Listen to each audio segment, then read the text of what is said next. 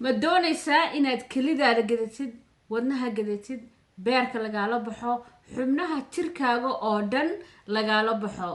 uur lagugu abuurto oo aad dhashid 9 bilood kadibna cunugaaga lagaa qaato? ma doonaysaa inaad xubnaha jirkaaga oo dhan ku bedelatid lacag? jawaabta haddii haa tahay videogan dhammaystiro haddii ilaahay yiraahdo. waa sheekadiina dhex martay aniga iyo ugaarsatada ka jirta Soomaaliya oo dhan oo doonayaan in ay kaliyaha, beerka, wadnaha iyo weliba xubnaha taranka, welibana gabdhaha u dhaxaysa da-doodu 15 ilaa 35 sano ku abuurtaan ilmo 9 bilood kadib markay cunuga dhalaana cunuga laga qaato, iyagana badweynta lagu daro. waa sheekadiina dhex martay overka noocaas iyo businesskaasi wuxuu ka jiraa Soomaaliya. waxaan rabaa inaan videoga inaan kusoo koobo sheekadani waxa ay tahay salka waxay ku hayso. qof walba oo videoga soo gaaro waxaan rajeynayaa inuu sii share gareeyo si Soomaali kale aan loo dagin oo dhibaatadan oo kale aan loogu samaynin. videogan dhammaystiro, sina share garee, sina gaarsii walaalaha kale si aan uga digno dadka doonaya inay xubnaha jirka gataan, gabdhaheena iyo wiilasheena yararna ay ka ganacsadaan. hadda bilaabanaysaa. ma doonaysaa inaad kelidaada gadatid, wadnaha gadatid, beerka lagaala baxo, xubnaha jirkaaga oo dhan lagaala baxo,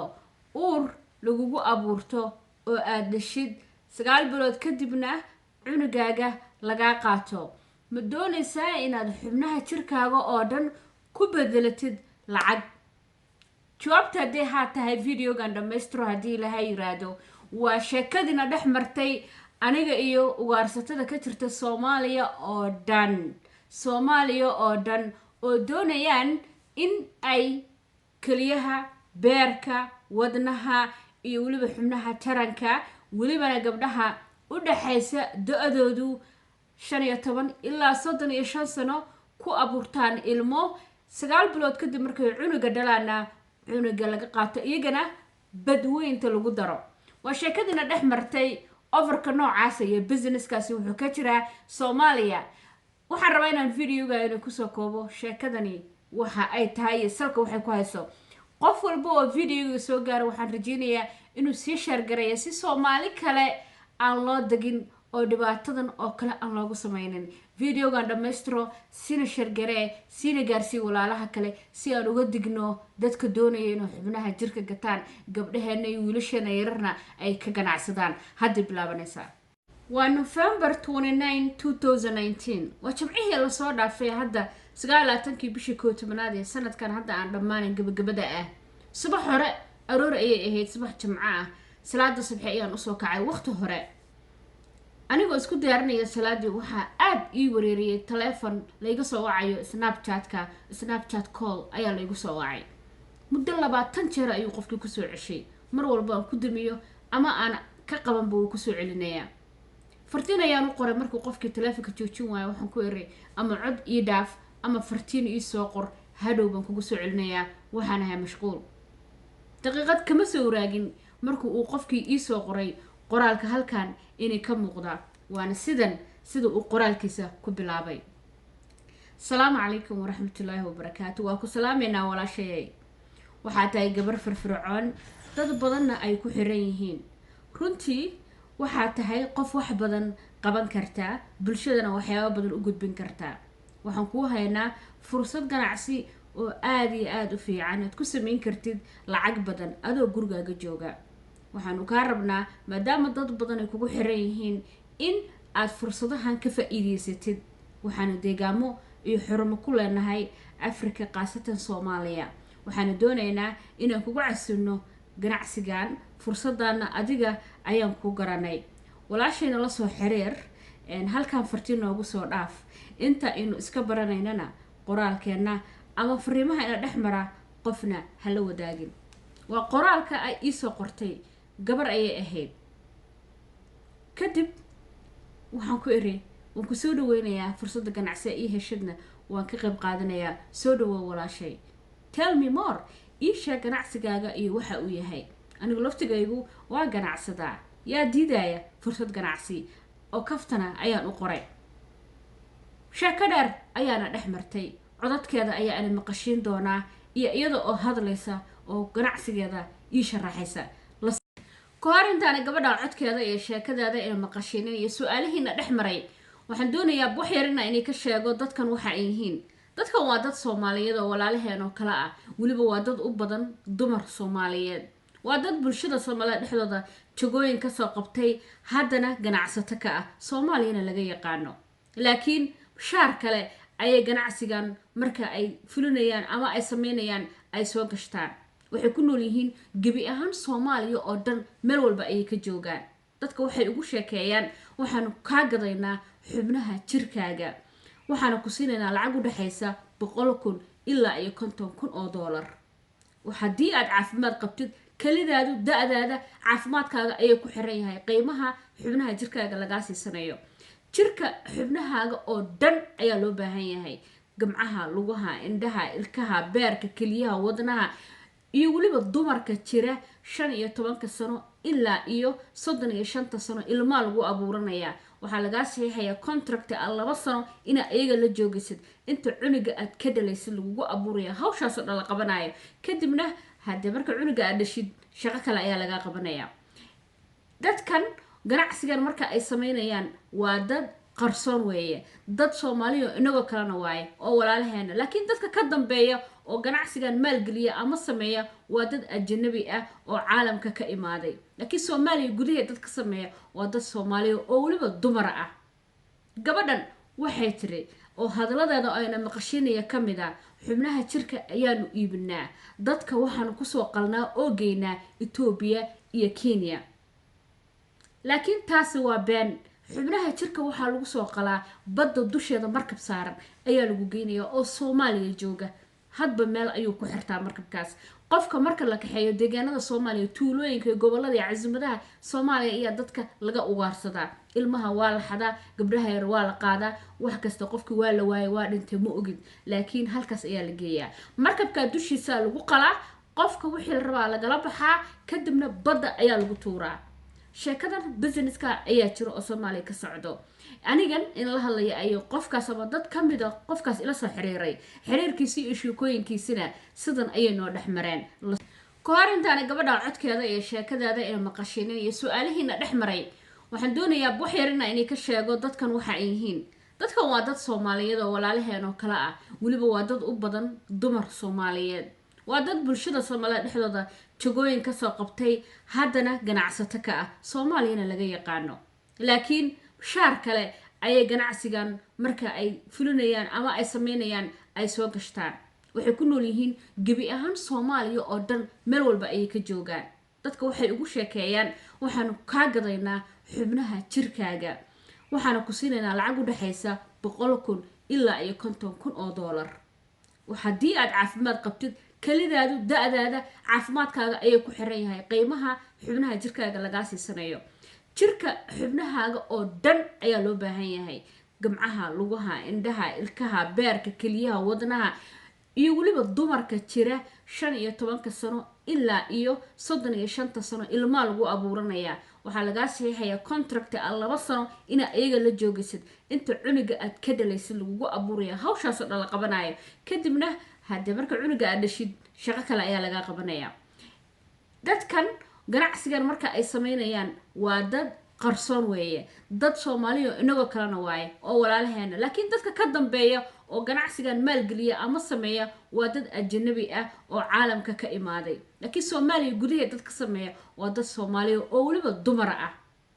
gabadhan waxay tiri oo hadaladeeda ayna maqashiinaya kamid ah xubnaha jirka ayaanu iibinaa dadka waxaan ku soo qalnaa oo geynaa Ethiopia iyo Kenya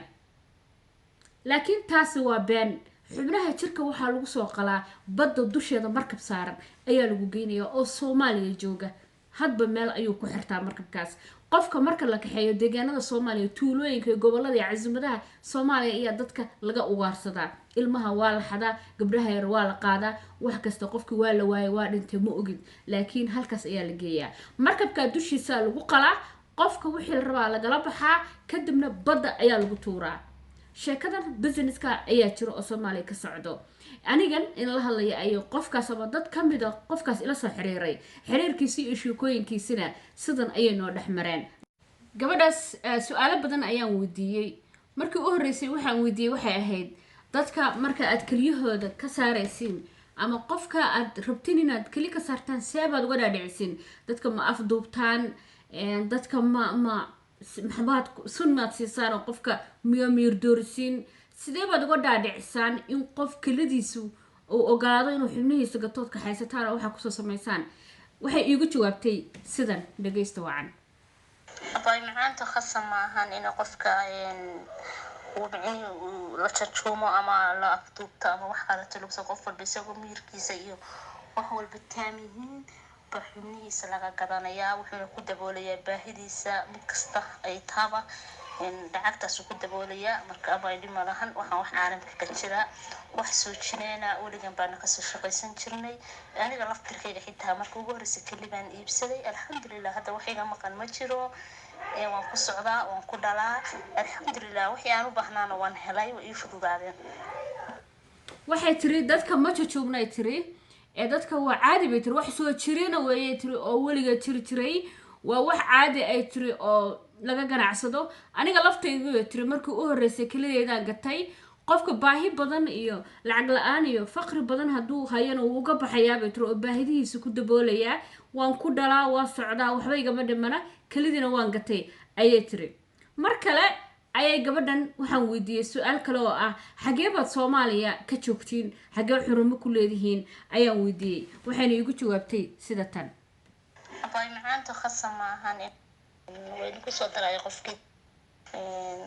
gobollo badan baan ku leenahay sida gobollada Puntland oo kale Somaliland oo kale in koonfur galbeed oo kale Jubbaland Soomaaliya waxaan ka wada alaashan Soomaaliya ka wada federaalka oo kale meelo badan baan ku leenahay dibay baan ku leenahay waxaan ku leenahay adoo caalamka oo dhan waan ku leenahay sida Ethiopia meelaha noogu dhow oo waxyaalaha mataqaan qaliimada adag noogu fududaadaan waa Ethiopia ilaa Nairobi oo kale soo dhaqaatiina caalamka waxa jooga khatar ah iyagoo kale badan operationada waa lagu galaa mataqaan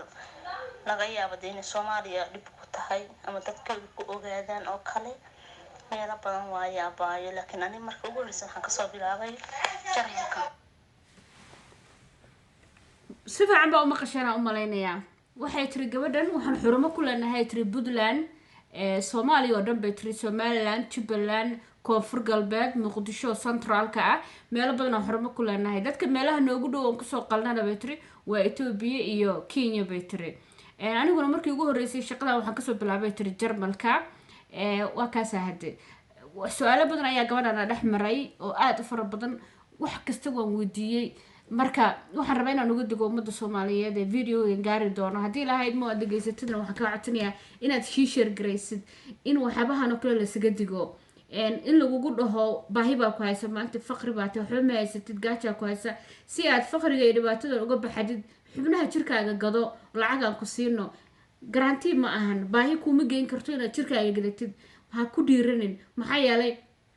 qasab ma aha Ethiopia iyo Soomaaliya mid dadka lama geeyo Kenya dadka badda markab dushiisa saaran ayaa lagu qalaa xubnaha ee jirka laga la baxaa kadibna baddaas ayaa lagu darayaa haddii xitaa dhaqaatiir ku qasho oo Ethiopia iyo Soomaaliya Kenya ma kasta lagu soo qolayo Jarmalkaba mar walba meedkaagii waa la tuuraya qashinka lagu daraa biyaha la raacinaya qof kasta oo Soomaaliyeed video-gan gaaro waxaan ka codsanayaa inuu soo share gareeyo waxyaabaha noocan oo kalena isaga digno haddii social media laga la soo xiriiro oo lagu yiraahdo waxaan dad noocaas ganacsi baan ku haynaa fursad ganacsi maalgelin baan ku siinayna dadka gaarsii warkeena xubnaha gateen dadku waxyaabaha nagala shaqee waliga hayeelin dambi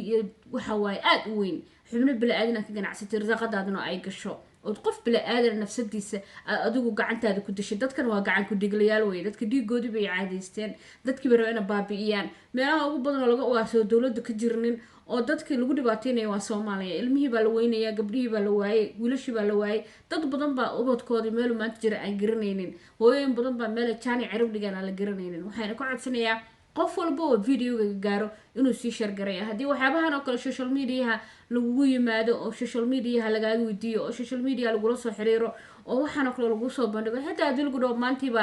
joogaago dahaba $1 million lagu siinaya waxaan oo kale ha qaadaneen waa wax aad u xun weeyaan waana wax wadankeena baabiyo ummadda Soomaaliyeed kuwa ku jirana Ilaahay subxaanahu wa ta'aala ha ka soo hanuuniyo kuwa ku jirana Ilaahay subxaanahu wa ta'aala ha ka saaro wax caadi ayay kaaga dhigayaan waa caadi wax soo jiri jiray adduunka dhan bay ka jirtaa anaa sameeyay anaga sameeynay dad badan baa sameeyay been weeyaan maalinka lagu kaxaysto oo lagu qaato sida rabaa laga yeeliyaa naftaada dambe iyo adigan laguma arkaayo xubnahaagana waa la baxayaa inta un bay doonayaan Ilaahay subxaanahu wa ta'aala kuwa dadka ha ka qabto annagana ha naga qabto videoga ee rabeyna in la wadaago ummadda Soomaaliyeed aan la wadaago waxaan waxa la iga sheekeeyo maaha waa aniga dadka ila xiriireen kadib markaan isdee dhibaato badan dhex martay su'aalo badan weydiin anigana waa lay bloogay awalba Snapchat ka wada hadalnay way diideynay WhatsApp la xiriirto way diideynay telefoon isii meel aan kula soo xiriiro waayo su'aalahayga ayaa iyadana waxay galiyeen shaki iyo tuhun ah maxay waxaan rabtaa inuu ogaato waayo waxa soo dhan ina shaki ay dareentay aniga qof waxaan ay kullo wixii qarsan karin hadana qof isla markiiba fahmi karta meesha dhibku ka jiro ayaan alxamdulillah ilaaha aqli maskaxuna siiyaan wax ku kala garano isla markaas uu isaka xirtay wax kasta inay u ogolaatana way diiday laakiin social media ay ka dhex qaraabtaan oo qodadka ay la xiriiraan waliba waxay kugu dayayaan inay wax walba ka raadiceen wax caadi ah kaaga dhigaan lacago iyo maal adduun ku jeclaysiiyaan alla iska ilaalisho hadii Ilaahay yiraahdo videoga sii share gareey gaarsiin walaalaha kala Soomaaliyeed aad baad ugu mahadsantahay daawashadaada assalaamu calaykum waraxmatullaahi